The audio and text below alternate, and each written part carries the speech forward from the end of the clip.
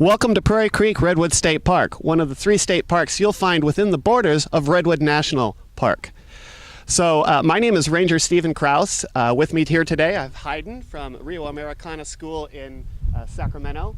And you had a couple questions for me. Yeah, what can you tell us about the history of the park? So the history of this park, it's actually a long-standing history that started with Save the Redwoods League, a nonprofit that purchased a lot of timberland, which over time would be turned over to public trust. Prairie Creek is one of those places that was developed with the help of Save the Redwoods League. This park was established quite early in 1923. In fact, the building you see behind me is I believe, if it's not already on the historic registry, this park was built by the CCC in the 1930s, I believe.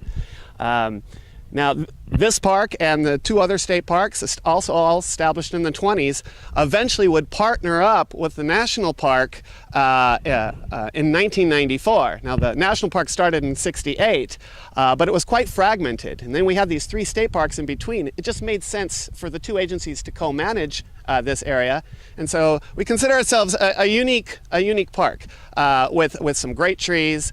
And you had another question?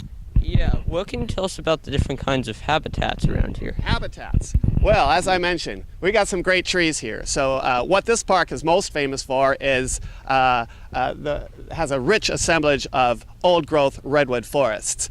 And it's the 2nd largest unfragmented block after Humboldt Redwoods, which is about an hour and a half south. We also have some coastal prairies here, which are home to a variety of wildlife.